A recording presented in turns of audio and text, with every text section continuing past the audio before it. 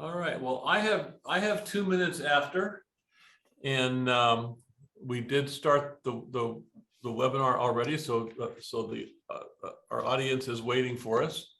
So I want to welcome everybody. This is the Maryland Tech Council Executive Series, and I am Marty Rosendale, CEO of the Maryland Tech Council. Hang on just a minute.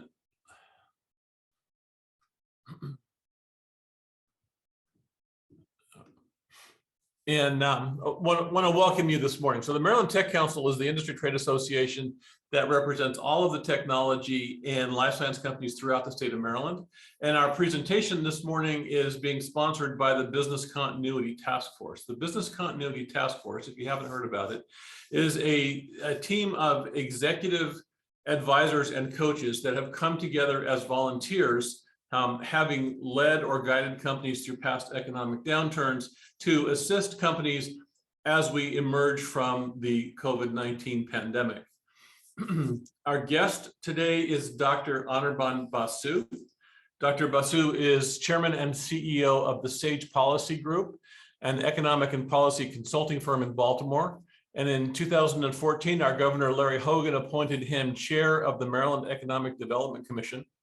Anirban also serves as the chief economist to Associated Builders and Contractors and as chief economic advisor to the Construction Financial Management Association.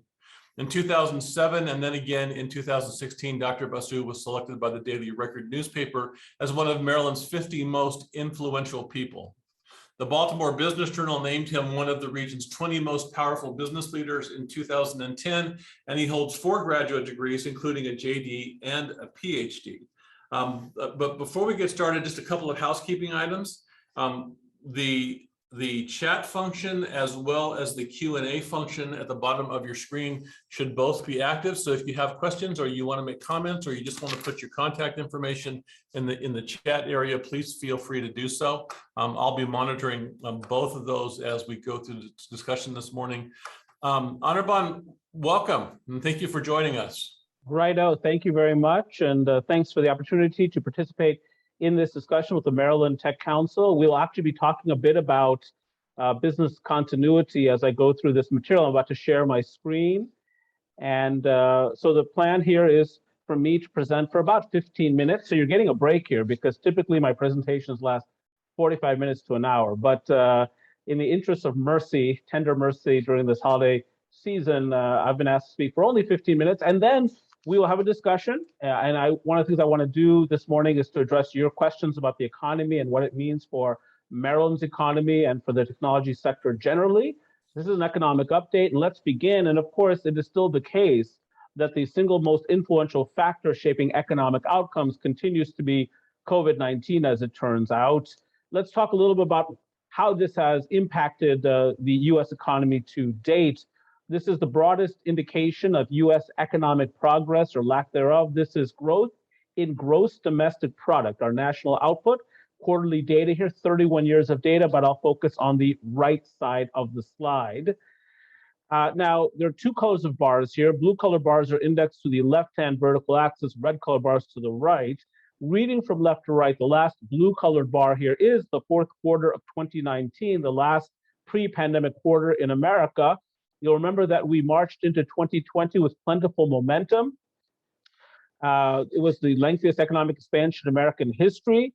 This is a nation that added jobs in January of 2020, added 289,000 jobs in February of 2020, shuts down the economy in March of 2020. The first red colored bar is the quarter that embodies that March, the 1st quarter of 2020. Again, the red colored bar is indexed to the right-hand vertical axis. And during the 1st quarter of 2020, despite that early quarter momentum, the U.S. economy shrinks 5% on an annualized basis. Now, that's big news by itself in its own right. For instance, during the 4th quarter of 2008, which had been the worst quarter of our economic lives, the U.S. economy shrinks 8.4%. So a negative 5% print is a big deal. Unfortunately, this time around, it was merely the appetizer. For during the 2nd quarter of 2020, the U.S. economy shrinks 31.4% on an annualized basis. And around that time, a furious debate breaks out in the economics community. What would the initial phase of economic recovery look like? Would it be U-shaped? L-shaped, Nike swoosh, check mark, square root, hockey stick. It was a straight up V. For during the third quarter of 2020, the US economy bounces back, growing 33.4% on an annualized basis.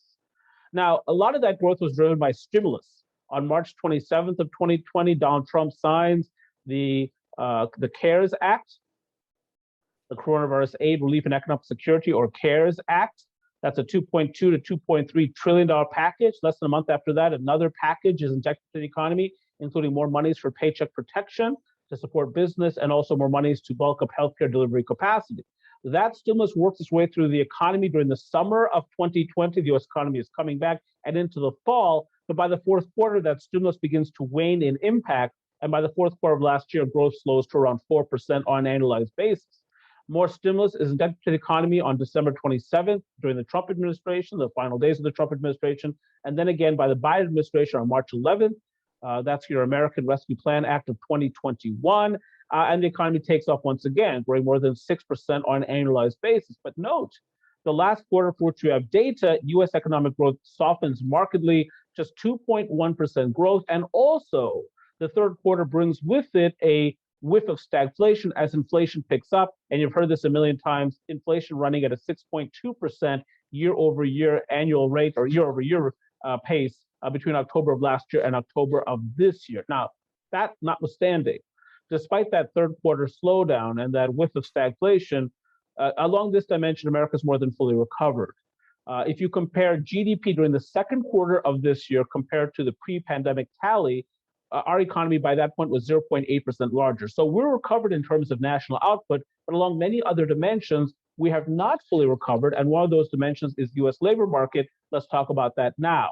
Now, this slide has the same setup, blue color bars indexed to the left-hand vertical axis, red color bars to the right, but instead of quarterly gross domestic product, this is monthly job change in America. Reading from left to right, the last blue color bar here is February of 2020, the last pre-pandemic crisis month for the economy, and again, a month during which America adds 289,000 jobs. February of 2020 represents the culmination of a 113-month period during which America adds jobs each and every month, with only one exception, February of 2019, a chilly month. Over those 113 months, this nation adds 22 million net new jobs. We drive the official rate of unemployment down to 3.5%. Well, that was a 50-year low. You'd have to go back to December of 1969 to find unemployment as low as it had been pre-crisis. And just to give you a sense of how long ago that was, the Orioles were good back then. It was a long time ago. Hardly anyone remembers it. Now, the first red color bar here, again, indexed to the right-hand axis, is March of 2020. We shut down the economy. We lose 1.7 million jobs that month. We lose 20.7 million jobs in April of 2020, which is why I bifurcated the vertical axis. So I try to graph these numbers on a single unified vertical axis, allows the vertical bars simply disappear.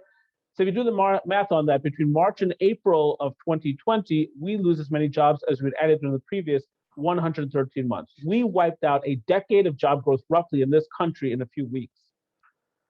Now, we started adding jobs back in May. May, we added 2.8 million jobs, May of last year, I should say. May of 2020, we had 2.8 million jobs, 4.8 million jobs a month after that, 1.7 million jobs in July, 1.6 million in August, 716,000 in September, 680,000 in October of 2020. So fabulous. But during 3 of the last 4 months, you'll note that job growth has been disappointing, culminating with that 210,000 tally in November of 2021. That was last Friday's jobs report. And the issue here, as you know, is not about labor demand or worker demand. There are help wanted signs everywhere. According to the most recent data, there are 10.4 million available unfilled jobs in America, but we're in a nation where there's only about 75 unemployed people for every 100 job openings. And so the challenge continues to be to find workers, as everyone knows. We'll talk more about this. And ostensibly, it should be pretty easy to find workers because we're not fully recovered along this dimension. If you compare February of 2020 employment versus November of 2021, which is what I'm doing for you here. Why these goalposts, by the way? Again, February of 2020, the last pre-pandemic crisis month in America. November of 2021, the last month which we have data. We're down 3.9 million jobs. And these horizontal bars represent the number of jobs lost by each of these categories. So what I'm trying to tell you here is that leisure and hospitality, which includes restaurant and hotel workers, for instance, is down 1.3 million jobs. And yet you talk to restaurateurs, many of whom are doing less business now than they were back in 2019. That's assuming that they're still surviving, and they can't staff up. But this is true across the spectrum. Now, you might notice that there's one segment that actually added jobs during this period. It was financial activities, the housing market boom, some mortgage banking jobs, that kind of thing. But also, I think it's because finance has an easier time recruiting workers. And why is that? Because many of the workers who are looking for work right now, or at least prospective workers who are looking for jobs, are looking for remote work opportunities. They love that flexibility. They don't want to go into an office. They don't want to commute on 695 or 83 or I-70 or whatever it happens to be, Route 50 or 495. They don't like their colleagues. Oh, they pretend to like their colleagues, of course. They have to. It's the social thing to do. They can tolerate their colleagues on Zoom, of course, because that's because they can mute them. But a study found back in February of 2019 that 80% of Americans don't like their jobs. And a more recent survey during the pandemic suggested that 68% of workers would prefer to work remotely. And so some segments, including tech, I suspect, will have a bit easier time to recruit workers than, let's say, those at-place employment destinations like construction job sites, retail, restaurants, hotels, so on and so forth. This gives you some regional economic perspective. Employment growth for the 25 largest metropolitan areas, February of 2020 through October of 2021. The November data are not yet available at the subnational level. It's largely a mistitled slide. There's very little evidence of employment growth here, but a handful of regions have added jobs over the course of the pandemic. At number one, Phoenix, Arizona. Who's the governor of Arizona? It's Doug Ducey. Doug Ducey, one of these governors, very aggressive in keeping his state's economy open during the worst of the crisis. At number two is Dallas, who's the governor of Texas. It's Greg Abbott. Greg Abbott, much in the news recently for a number of reasons, but very aggressive in keeping that state's economy open. Three is San Antonio. Tied for three is San Antonio. Again, that's Greg Abbott in Texas. Also tied at number three, Tampa. That's Governor Ron DeSantis of Florida, likely presidential candidate 2024. Very aggressive in keeping that state's economy open. Cherry picking at number six, Atlanta. That's Governor Brian Kemp of Georgia. Brian Kemp was the first governor in the country to reopen his economy, happened on April 20th of last year. So some governors were very focused on hewing as close to normalcy as possible, not shutting down the economy aggressively. Other governors were focused on public health issues, trying to limit the spread of infection. So at number 25, here at the bottom of the second column, New York Metro, losing 6.4% of its pre-existing base of employment. Now, the governor of New York now is Kathy Hochul, but for much of this period, it was Andrew Cuomo. Andrew Cuomo and his counterpart in New Jersey, Phil Murphy, quite aggressive in lockdown measures. New York City, of course, was an early stage viral epicenter, so they saw fit to do things like shut down mass transit. When you shut down mass transit, you end up shutting down much of the New York metropolitan area economy. At number 24, San Francisco.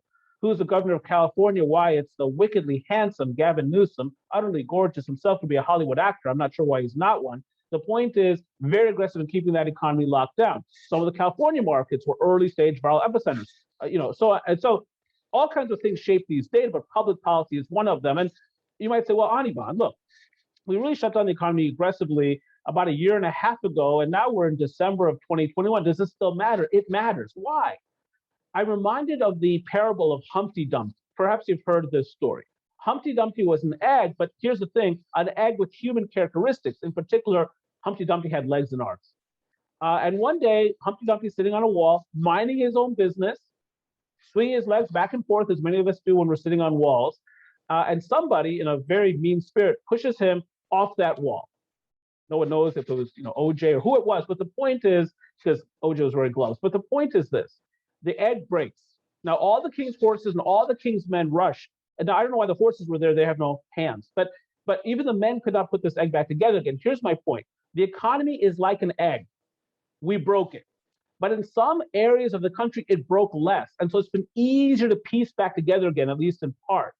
But some areas, New York Metro, some of these other areas, really it was broken very aggressively. And so it's just been hard, particularly with respect to the labor force, getting people who have been dislocated from employment to come back to work, especially, again, those at-place job sites. Unemployment, we're back down to 4.2% unemployment. So in April of 2020, that's a big peak you see here, we're at 14.8%. Women that month in America suffered an unemployment rate that month of 16.1%. There's a lot of female-dominated occupational categories: leisure, hospitality, retail, trade, home health, physicians' offices, dental offices, private schools, public schools, daycare centers were directly implicated by social distancing and lockdowns. But in any case, you can see we're down to 4.2% unemployment. And so if the notion is out there that, well, there's still lots of folks out there floating around to fill jobs, that's not true. The labor market already is quite tight. In fact, in some regions, this is unemployment rates for those same 25 largest metropolitan areas as of October. In some regions, unemployment is now below 3%, and many others below 4%. Tight labor market already. So one of the things we know in this economic update already is that it's going to be hard to fill available job positions, and wages will continue to rise in 2022 quite rapidly. And that suggests that, again, inflation is not transitory. At least some forms of inflation are not transitory. Now, lots of things shape these data, including the structure of various regional economies, but it's probably not completely coincidental that the lowest unemployment rate here is in Brian Kemp's Atlanta, Georgia, and the highest is in Gavin Newsom's Los Angeles, California. Now, talking about business continuity, minority businesses really took it on the chin. We'll talk about technology in a moment, of course, and technology fared better than most segments of the economy. But minority business owners really rocked. So if you look at the third bullet here, the number of active business owners in the US plummeted by 3.3 million, or 22%, from February to April of 2020. Obviously the largest drop on record. So that's 22%. But among African-American owned businesses, that number fell 41%. And other minority groups also experienced substantial losses. So here's a reflection of that right here. Again, we're talking about business continuity. By the way, thank you for your sponsorship. You can see here, again, this is for February 2020 through April of 2020. You can see in the Black/African-American category that 41% dip, but women-owned businesses, Asian-American-owned businesses, immigrant-owned American businesses, male-owned American businesses, really quite devastating across the board. And this is one of the reasons why we've not fully recovered, because a lot of these businesses have not been reformed. This is another way of looking at things. So the dark blue colored bar here is February of 2020. The light blue colored bar is April of 2020. And you can just see the number of businesses that were destroyed. We came into this period with, I would say from a social perspective, an inadequate number of Black/African-American owned businesses. And one of the goals in Maryland and elsewhere has been to try to create a friendlier environment for business formation, trying to provide more capital and guidance to businesses, whoever owns them or wants to start them, of course, whether through incubators or other mechanisms. But we just suffered a severe setback here. And so one of the things that we need to do in Maryland, of course, is to continue to improve that business climate, to create more opportunities for entrepreneurs and try to build back some of these numbers. Now, I mentioned technology. Big tech has done especially well. Here I've graphed for you the NASDAQ composite in light blue and the NASDAQ 100 in darker blue. A lot of this is the reflection of what's been happening at NVIDIA and at Tesla and some of these other companies that dominate the NASDAQ 100. So big tech has done well, but also so too, at least judging from venture capital data, smaller tech. This is US venture capital tech deals. So lots of data here. I'm going through this very quickly, but I want to get to Q&A. But what you see here in these columns is 2020 data in terms of deal count and value, and then 2021 year-to-date through September. So if you look at the deal count here, you can see that, through the first 3 quarters of the year, we're well above the deal count pace of 2020. Just lots of deals in fintech and biotech and pharma, so on and so forth, consumer tech. Now, the last 2 columns relate to the value of these venture capital deals. And you can just see these deals are enormous. So look at fintech, for instance, year-to-date through September compared to 2020. But look at the last category here at the bottom, biotech and pharma. We've had more valuable deals in biotech and pharma this year than last year. But last year, of course, is the year that we developed a lot of those vaccines. So a lot of money was pouring into pharma in 2020, and yet 2021 is even bigger. Really quite remarkable. The outlook for 2022, this is from the International Monetary Fund. The International Monetary Fund predicts that next year the global economy will expand 4.9% and the US economy 5.2%. I don't believe it. I don't think we can get to 5.2% because I continue to expect supply chain disruptions and a lack of workers continuing to constrain supply's response to demand. So demand can support, the demand side of the economy between consumers, businesses investing in equipment, and government spending can support 5.2% growth. I don't think the supply side fully cooperates. And so my forecast would be somewhere between 3 and 4% growth and also 3 to 4% inflation, though it is conceivable that at some point next year, perhaps the latter stages of next year, that the bottom could really fall out of inflation. So the outlook, final slide, for an economy to flourish, both demand and supply sides of the economy must participate.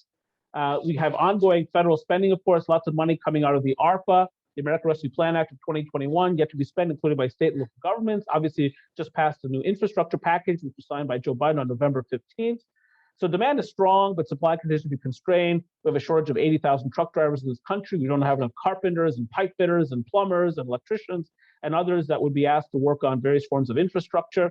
Household savings will remain elevated. Household savings is very high right now, or at least has been during the pandemic. And so as supply continues to catch up, that is the recipe for growth. You should take any forecast I give you during the balance of this hour with a grain of salt, that's for sure, because one of the forecasts I generated earlier this year is that the back half of 2021 will be spectacular for economic growth. My logic from the perspective of earlier this year was that I knew demand was strong. Consumer demand, business demand for equipment and other things that enhance productivity in the context of worker and skill shortages, and then government spending I knew would be very profound.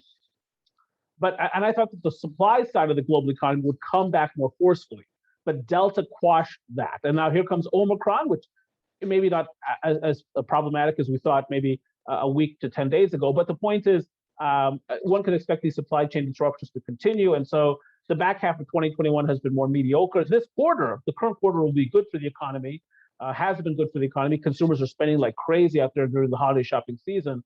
But so you could expect 7% or roughly 7% GDP growth for the current quarter. But even that falls short of what I had anticipated. And there will be a day of reckoning one day as deficit talks come back into fashion. So our national debt now is screaming towards $29 trillion last I checked. It began the crisis at $23.5 trillion. And so I was taught in economics there's no free lunch. And so the national debt hangs over this economy like the sword of Damocles. It's not going to fall in 2022. As it turns out, the yield on the 10-year treasuries I'm speaking to is around 1.5%. So lots of people happily owning U.S. treasuries and buying U.S. treasuries at low rates of interest, thereby helping to finance the U.S. deficits. But nonetheless, at some point, I would suspect over the next 10 to 15 years, there will be a massive crisis, and it'll make 2008 look like nothing. But in any case, let's stop right there and let's start a discussion. Anirban, thank you for that. That was amazing. A lot of data in a short period of time. I just want to remind everybody that the chat function and the Q&A functions are available for you to use to send comments and to send your questions. And as I said, I will be monitoring that. I want to come back to a couple of things that you just talked about. In one of your last slides, you talked about ongoing stimulus and how that's going to drive demand. So we have the infrastructure bill that was just passed. We have the Build Back Better bill that's in process at the moment, which is some massive stimulus potentially. What's your view of the impact that that's going to have in driving growth, but also driving inflation potentially? Right. So a number of factors have been driving inflation. Of course, we have spent between the CARES Act, the second stimulus, which was that smaller package passed in April of 2020, the Consolidated Appropriations Act, which was signed by President Trump on December 27th of last year, which was a $906 billion package, and then the American Rescue Plan Act signed by Joe Biden on March 11th, a $1.9 trillion package. That's $6 trillion of stimulus. And then on top of that, we have monetary stimulus. So we've created a lot of money supply. The Federal Reserve's balance sheet has blown up. They have just now started tapering. So it's slowing down quantitative easing, their bond purchasing. Even with that, the interest rates remain extremely low, even after they announced that they were going to stop eventually within roughly 8 months their bond purchasing program. It's very different from 2013 when we had the so-called taper tantrum and interest rates took off. So money is cheap. That's a form of stimulus. And so the supply side of the economy simply cannot keep up. I mean, in many cases, the supply side of the economy has shrunk.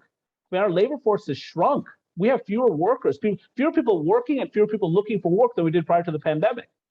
And obviously, what happened here is that during the early stages of the pandemic, a lot of capacity was destroyed because, people were looking to survive. So they were cutting employees, they were, shuttering factories, they were mothballing ships, they were doing whatever it was that they could do to preserve cash flow. And then all of a sudden, the economy comes raging back, demand is stimulated, and the supply side has not been able to keep up. So when you've got too much demand chasing too few goods, you get inflation. And that will be the story for much of 2022 as well. Interesting. So one of your early slides, you were looking at the impact of the pandemic on employment. And as I was looking at the slide, you were showing what happened in the pandemic with respect to the loss of jobs and then the jobs that we've gained back. But if you looked on that slide earlier, the 2008, the Great Recession that began in 2008, also saw a tremendous loss of jobs, but it came back. And over time, we managed to grow the jobs and basically fulfill the workforce need. What do you predict is going to happen with respect to supply and demand for employees, for workforce, over the near and longer term future? Yeah, a couple of differences between then and now, between 2008, 2009 and now. One is that the baby boomers were younger.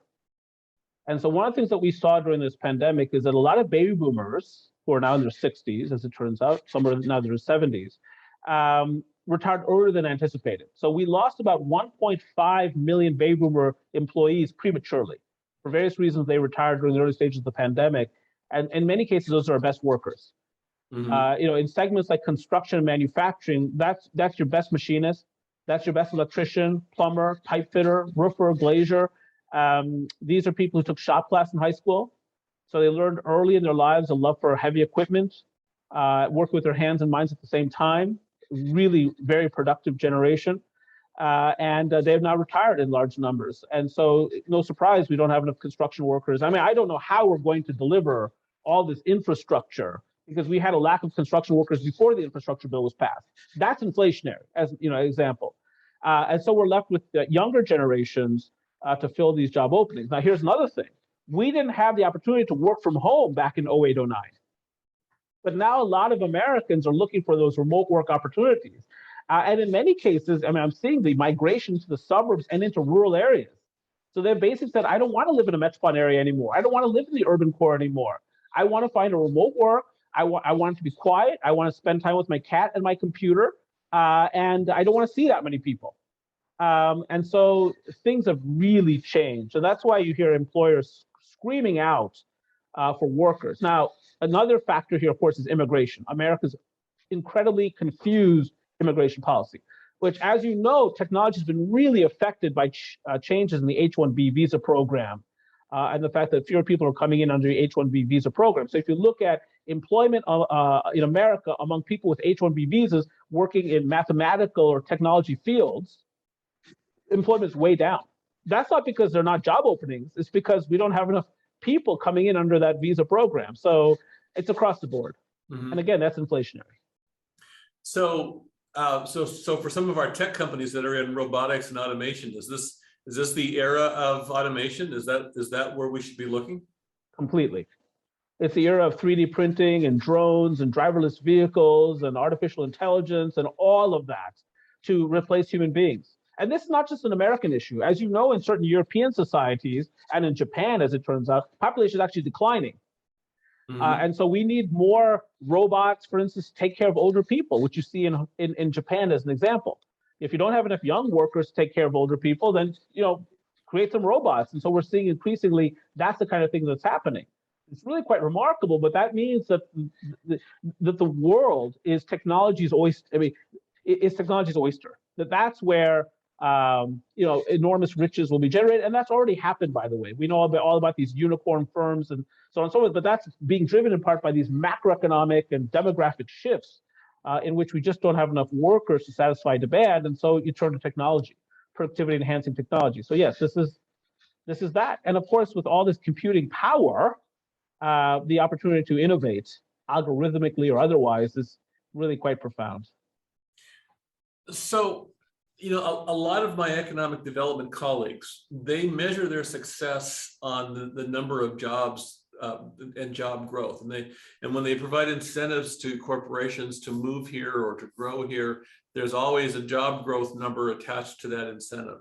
Should they be looking elsewhere to measure their success in economic development now? No, I still think it's about jobs. I still think fundamentally it's about jobs, jobs, jobs. Now, back in 08, 09, one of the reasons we came out of that more quickly from a labor market perspective was we didn't have so much stimulus. So we probably did not dull the incentive to come back to work as aggressively as perhaps we've done this time. There might be some disagreement about what I've just said out there, but nonetheless, that's my feeling. No, I think it's still about jobs. It's still about putting food on people's table. It's giving people meaningful days. It's broadening their experience, giving them social experience, so on and so forth, beyond their families. I think it's very important. So no, jobs are still important, but the issue here is that it's become increasingly a winner-take-all economy. You better win that Tesla giga factory, or you better win HQ2, or because it's these large tech firms in particular are just gobbling so much market share. Amazon is a perfect example. I mean, look at how much of the nation's structural steel used for construction is being used by one company. Some estimates suggest that as much as a quarter of all structural steel in this country is presently being used for Amazon construction. I mean, it's unbelievable. Wait a minute. A quarter of all construction steel is being used for Amazon construction. Right, fulfillment centers and data centers, very steel intensive. That's a crazy statistic. It's a crazy statistic. I'm not even sure it's correct, but I've heard that from reliable sources, people at Associated Builders and Contractors. So, and that's one of the reasons, by the way, that structural steel prices are so expensive. By the way, you also don't see a lot of construction right now of office buildings and hotels, because those markets are saturated. So that's one of the reasons that overall demand for structural steel is less than it otherwise would be. So my wife is looking to build a new horse barn. I'm thinking she might have some trouble with supply. Well, lumber has been, of course, very expensive. That's part of the inflationary story. Now, lumber prices have fallen a lot from their peak several months ago. I think that the spot price for lumber per board foot or something, 100 board feet or however it's measured, was 1,500. And more recently, it's been down to around 600, something like that. But nonetheless, still much higher than it was pre-pandemic. But it's copper, glass, concrete slab, anything that goes into construction, whether single-family homes or other forms of construction, has become more expensive. And so it's kind of an awkward time, as it turns out, to pass an infrastructure package, because the cost of delivering construction services is so elevated, so the taxpayer may not get much value for their dollar, or much bang for their buck. Interesting. So I want to remind everybody, we do have a couple of questions in the Q&A and some comments in the chat, but I want to remind everybody to use those features. We'll get to those questions and comments in just a minute. Anirban, I want to go to a small business. So you presented some statistics about how badly small business got hit by the pandemic. What advice do you have for small businesses today? I mean, they tend to be the engine of growth and job growth, right? So what advice do you have for small business today? Where should they be focused, and how should they be managing their own personal financial resilience? Yeah, it's interesting about small business because typically they are the engine of job growth. We hear statistics like, small business creates 2/3 of all net new jobs in America, that kind of thing. And typically that's true. That has not been true during the pandemic. Small businesses in many cases have lost a lot of jobs, while big businesses have gained jobs in many cases. They've gained market share. Again, big tech is part of that story, but it's not just that. But the advice. So who survived this? Well, I mean, depending upon your sector. So, I mean, if you're a daycare center, operating a daycare center, and all of a sudden the government says, you got to shut down, and all of your employees leave, what are you going to do? I mean, there's nothing you can do about that. But if you had a good banking relationship, you might have got paycheck protection money, and that might have allowed you to survive and given you the capital to, either keep going or to, maybe, keep going or, going to another line of business, whatever it happened to be. And so my advice is the same always, which is, the most important people in your lives are, your spouse, your children, parents, siblings, so your family, friends, so on and so forth. But shortly after that comes your banker and your insurer. And you should be taking them out to lunch frequently. Many people probably don't even know their insurance representative's name, whether it's their business insurance or other liability insurance. They probably don't even know the name of that person. Learn it. Talk to them. Because often for firms, it's that relationship that determines whether or not you survive or not. It's that banker that says, you know what, I'm going to continue to extend your line of credit. I know you're going through some difficulties. I know we've got this pandemic. I know sales are down. I know costs are up, or whatever it happens to be. But we're going to stick with you. It's very important to have that relationship. Same thing with business, the bonding company, whatever it happens to be. So that and I don't know people's business as well as they know their business, but I know this, that businesses that have good, solid banking and insurance relationships tend to survive more often. So, on that topic, the banking topic in particular, what's your sense or feeling about taking on debt during this time? Should a business be looking to taking on debt? Well, I don't see why not. I mean, it's rate of return on expenditure, right? So I don't know that we can make a blanket statement suggesting that small business shouldn't take on debt. If they need to take on debt to expand, to create some market power, to further refine their offerings, or to bring on key staff, whether salespeople or other staff, then that's what they have to do. Business is risky. Let's not kid ourselves. Elon Musk took a lot of risk to found Tesla and keep it going. It's unbelievable what that gentleman has accomplished. It's risky. It could have worked out differently. So business is risky. So if you have to take on debt, then you take on debt. Now, if you're taking on debt merely because you're not making it, you're not looking to expand, you're just going deeper and deeper into debt because the business model is not working. And then you have to be realistic about, well, what does it look like in 2022 or in the post-pandemic world? Does it start to work then? I mean, but if it's just not working and you're taking on debt just because you're investing more in a bad idea, that's obviously I would not recommend that. But I certainly could not, or no one I don't think could make a blanket statement saying don't take on debt, you deleverage. If you can deleverage, that's great because your business is generating so much free cash flow, wonderful. But if you're in that growth phase, yeah, you're probably going to need some either debt or equity to finance that growth.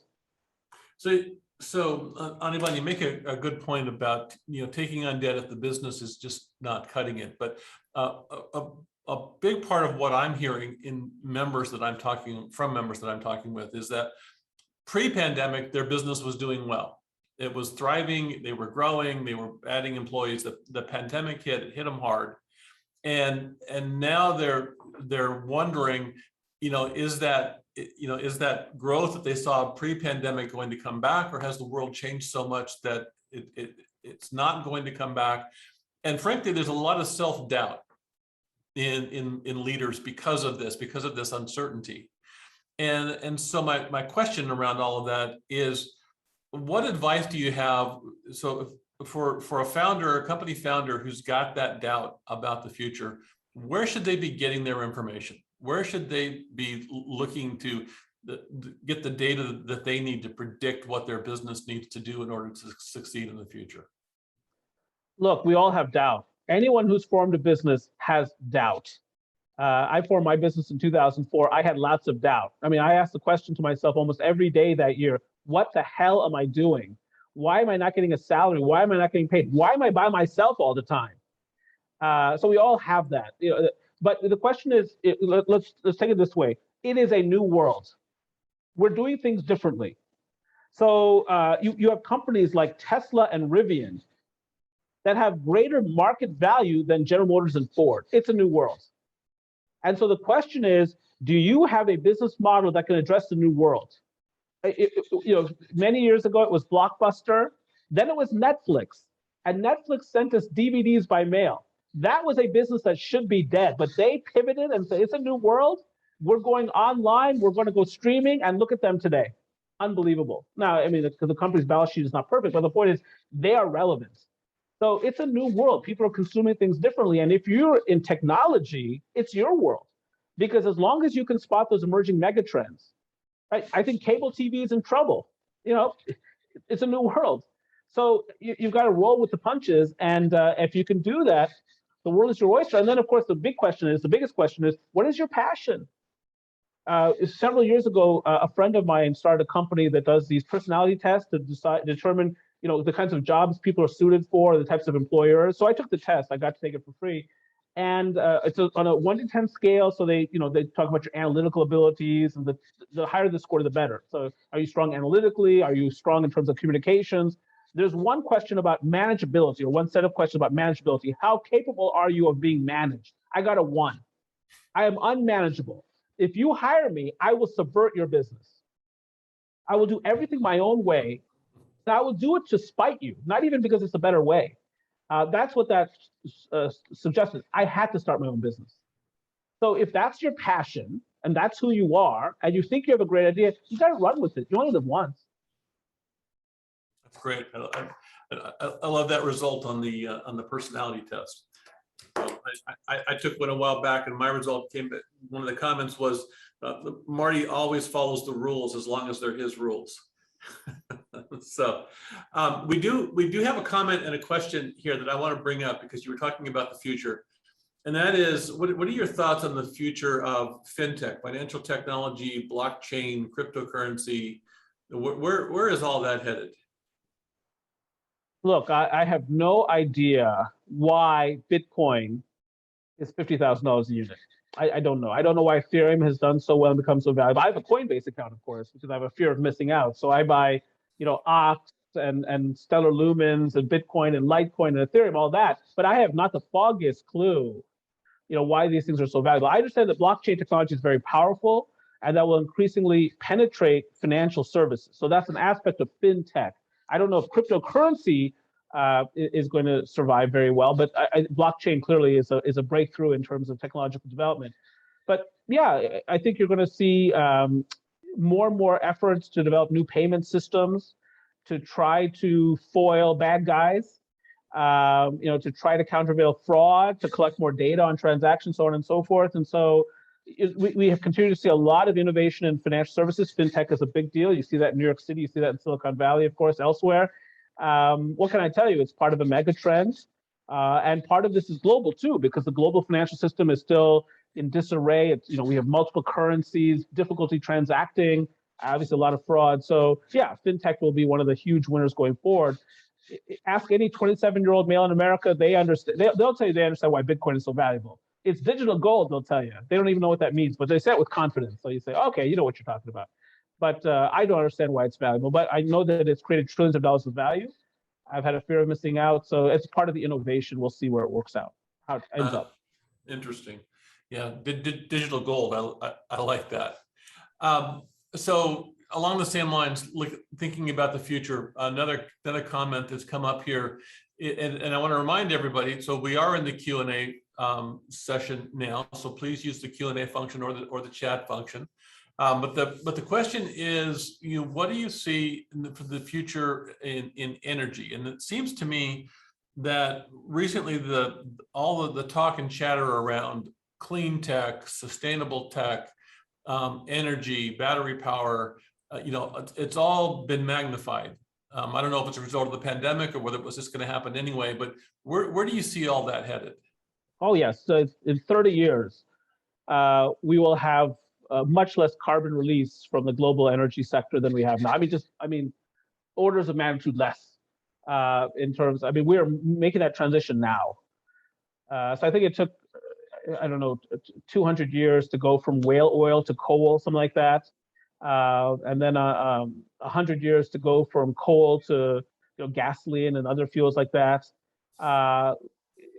Give it about, as far as I can tell, about 30 years to get to less carbon producing energy. It's already happening, of course, wind, and whether offshore or onshore wind and solar, it's already happening. But we still generate a lot of energy in this world, if not the nation, using coal and natural gas and so on. In fact, natural gas has been gaining market share in this country and elsewhere.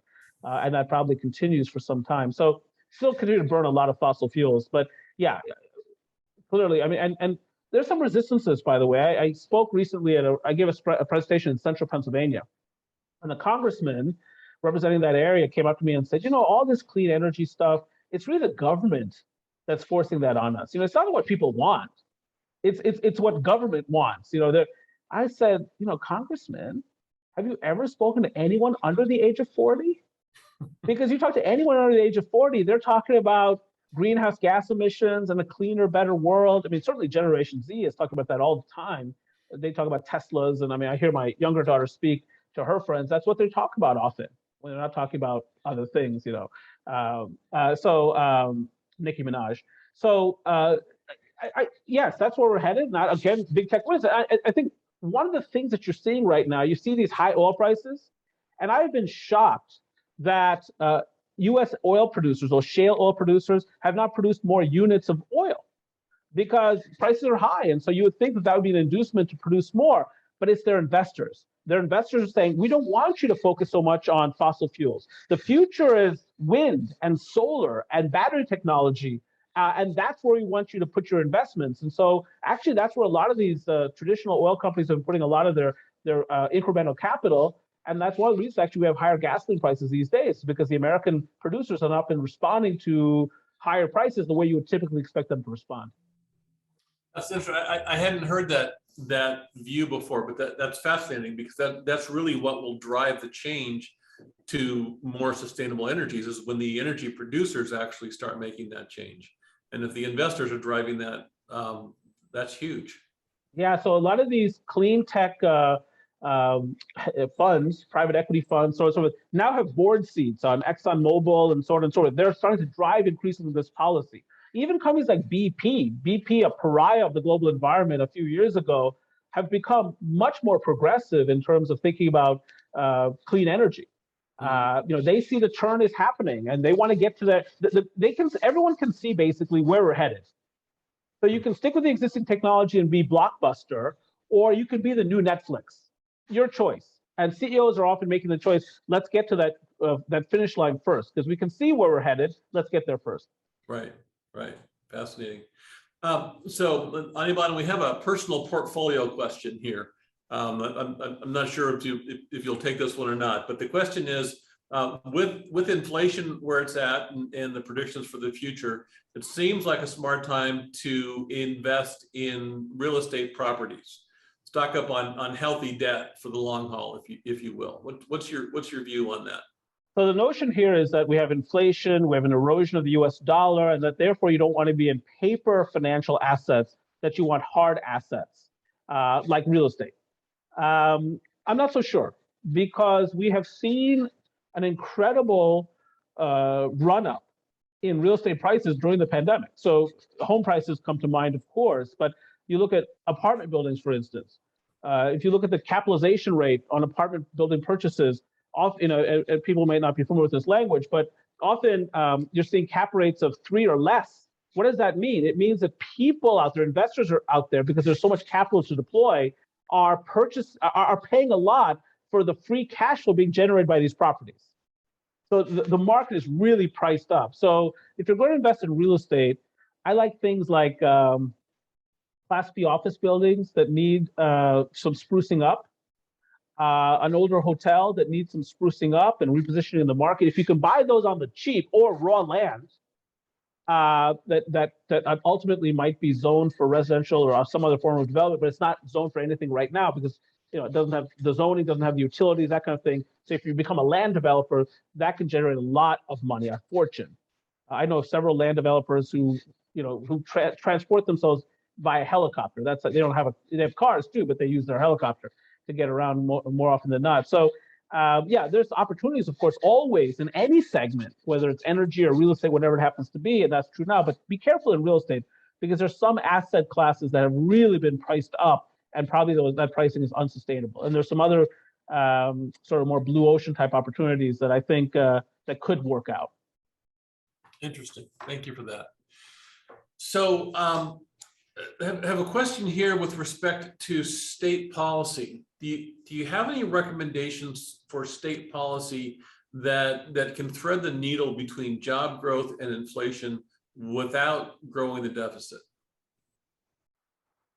Right. So the question is about state government. Is that right? Yeah.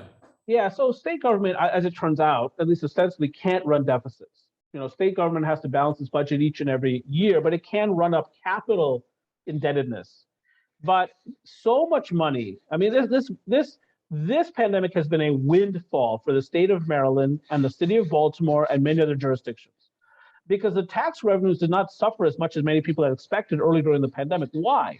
Yes, we lost millions of jobs nationally and hundreds of thousands of jobs in Maryland during the worst of it. We're still down more than 100,000 jobs from the pre-recession tally, but a lot of the jobs lost were in restaurants, hotels, retail trade, daycare centers, home health. So those are entry-level or near entry-level jobs. So while we lost tens of thousands of jobs in the state, Income taxes don't suffer as much because people on the higher end of the income spectrum tend to hold on to more of their employment. It gives me no joy to point that out. We don't want those entry-level workers to have suffered, but the fact of the matter is they don't typically pay a lot in income taxes. So the income tax collections held up. Property tax collections held up at the local level, and the state collects some property taxes. Corporate income tax collections held up quite well. Corporate profitability has been fabulous. I mean, look at where the Dow is today. Look at the S&P is up again today, almost at 4,700. And then retail sales taxes held up because we bought a lot of stuff. So we couldn't go to a ballpark, couldn't take a vacation, couldn't go to the theater. So we bought a lot of retailed items, as it turns out, much of that online, as it turns out, and that's subject to retail sales taxes. So Maryland's finances held up pretty well. And then under the American Rescue Plan Act, the state of Maryland gets nearly $4 billion. And then here comes some more money for infrastructure when Maryland gets its share, which will also be more billions of dollars. The city of Baltimore is receiving $641 million under the American Rescue Plan Act. So state and local governments are flush with cash. There's no reason for them to run deficits going forward. In fact, this is a great time to really rebuild our state, including putting air conditioning in every school that needs one, so kids don't have to miss out on school anymore during hot days. This is ridiculous. So there's a lot of good things that we can do here with that money. So state government is really quite good financial shape. So Anirban, that's a good segue to the next question here, which has to do with the national deficit. With all that spending, with all that stimulus, should we be worried about the national deficit? Yeah, you should be worried. You should be worried. How do you sleep at night if you're an American? And as I said, the national debt now $29 trillion. If you look at the Medicare Trust Fund, the Medicare Trust Fund is set to go insolvent in 2026. That's different from bankruptcy, but it's an issue. And in 2033, the Social Security Trust Fund is set to go insolvent. So I don't think there's going to be any bond market crisis in America, this year or next year or the year after that. But at some point, the bond market is going to start asking the federal government some questions, meaning, are you good for this? Can you really pay this back when you've got an aging population, when you've got a stagnant labor force, when you've slowed down immigration or legal immigration so much? Can you really pay us dollar for dollar all this debt back? And I think many bond market vigilantes are going to say, no, you cannot. And that's going to drive up the interest rate or worse. And so is there a possibility of a real debt crisis in America going forward? Oh, yes. Again, it's not imminent.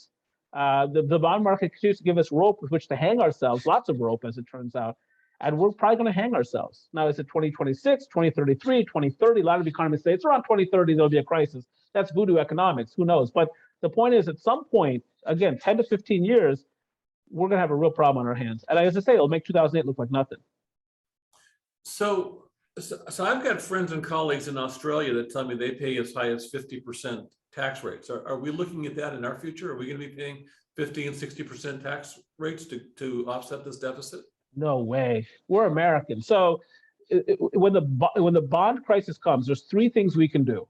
It's raise taxes, cut federal spending, or print money. What do you think the Americans are going to do? That's right. We're going to print money all day. And so that'll devalue the currency.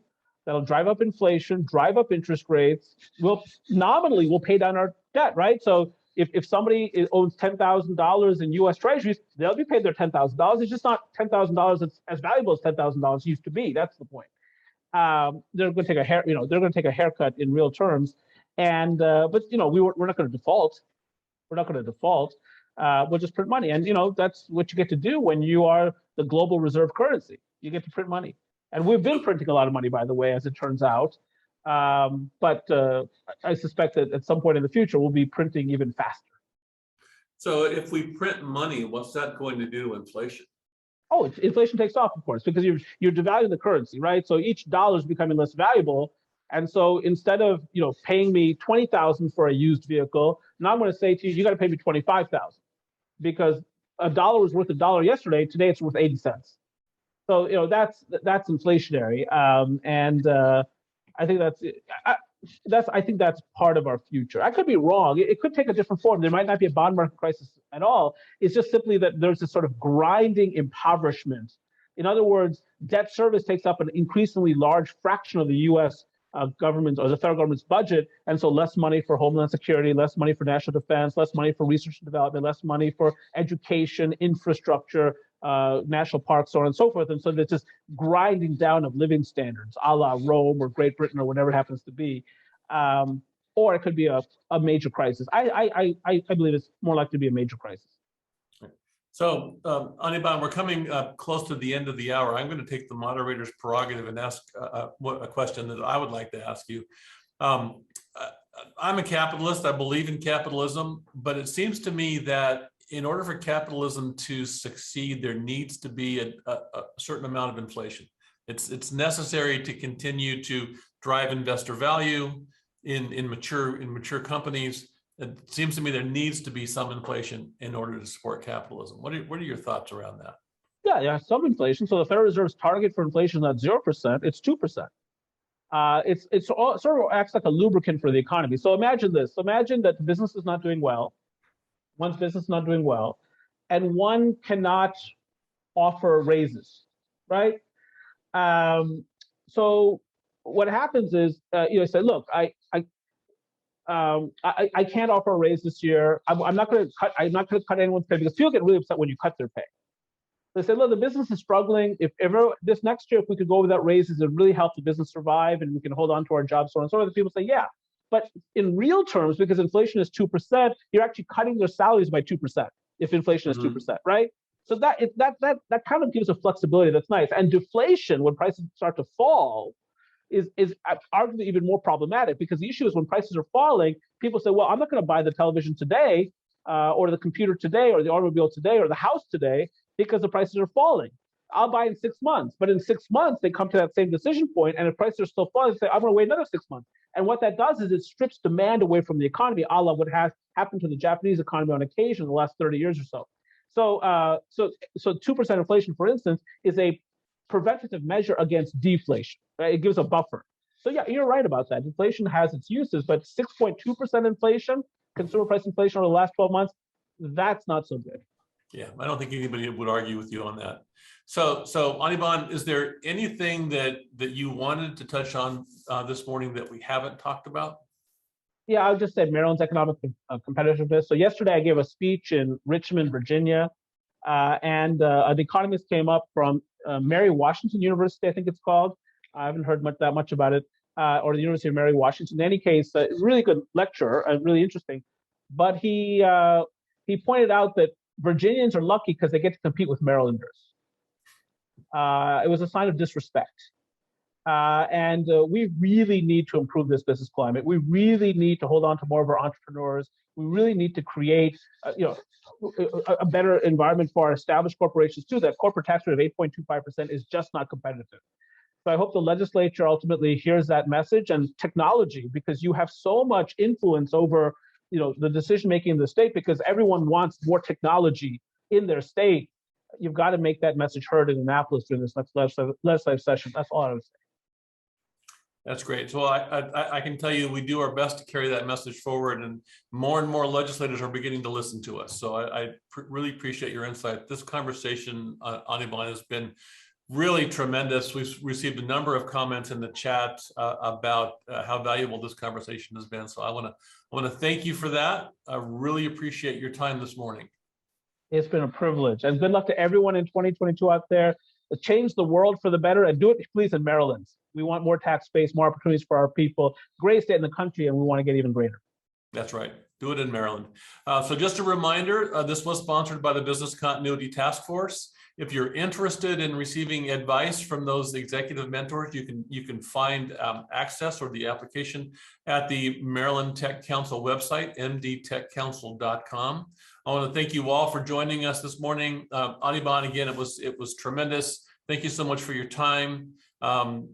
Everybody, appreciate your interest and your involvement. Thank you. Thank you all.